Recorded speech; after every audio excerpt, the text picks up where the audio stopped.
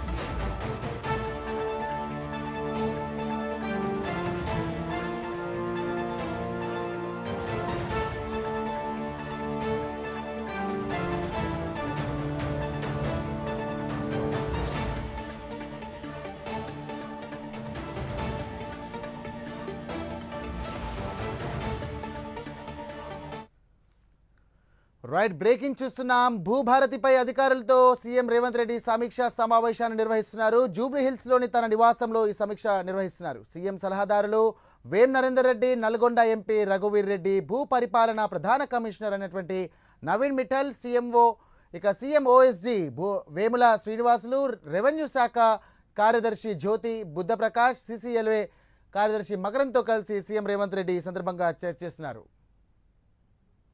Right, దీనికి సంబంధించినటువంటి మరిన్ని డీటెయిల్స్ మా కరెస్పాండెంట్ చందు అందిస్తారు. చందు, చెప్పండి, తెలంగాణ ప్రభుత్వం ప్రతిష్టాత్మకంగా తీసుకున్నటువంటి ఈ యొక్క భూభారతికి సంబంధించి అడుగులు ముందుకు పడుతున్నాయని అనుకోవచ్చా?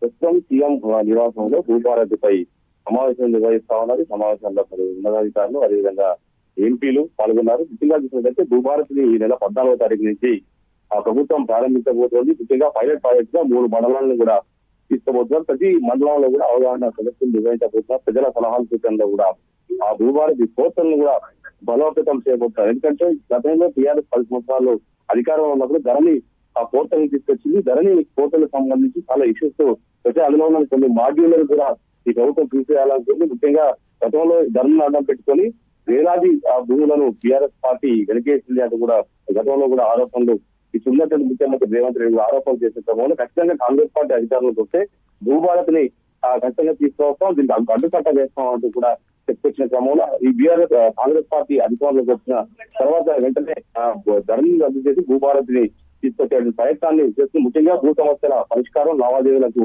సంబంధించినటువంటి సమాచారం ప్రజలకు సులభంగా అందుబాటులో ఉండే విధంగా కూడా ఈ యొక్క పోర్టల్ ను రూపొందిస్తున్నారు. ముఖ్యంగా చూసినట్టు దీనిపైన అధికారులతో ఆయన మాట్లాడుతున్నారు. ముఖ్యంగా కలెక్టర్ల ఆధ్వర్యంలో ప్రజలకు, రైతులకు భూభారతిపై అవగాహన కల్పించాలని కూడా ఈ సమావేశంలో ఆయన సూచిస్తున్నారు. ముఖ్యంగా ఆయా సదస్సుల్లో ప్రజల నుంచి వచ్చేటువంటి సందేహాలు ఏవైతే వారన్నింటినీ నివృత్తిని ఖచ్చితంగా చేయాలి. ప్రతి మండలంలో కలెక్టర్ల ఆధ్వర్యంలో సదస్సులు నిర్వహించాలని కూడా ఆయన చెప్పబోతున్నారు. ప్రజలు, రైతులకు అర్థమయ్యేలా సులభమైన భాషలో కూడా భూభారతి పోర్టల్ ఉండాలని ఆయన చెప్తున్నారు. ముఖ్యంగా పోర్టల్ బలోపేతన ప్రజల నుంచి సలహా సూచనలు ఖచ్చితంగా స్వీకరిస్తూ అప్డేట్ చేయాలని కూడా ముఖ్యమంత్రి సమావేశంలో అధికారులకు సూచిస్తున్నారు. ముఖ్యంగా వెబ్సైట్ తో పాటు యాప్ ను పటిష్టంగా నిర్వహించాలని కూడా సీఎం ఈ సమీక్షలో ఆదేశిస్తున్నారు.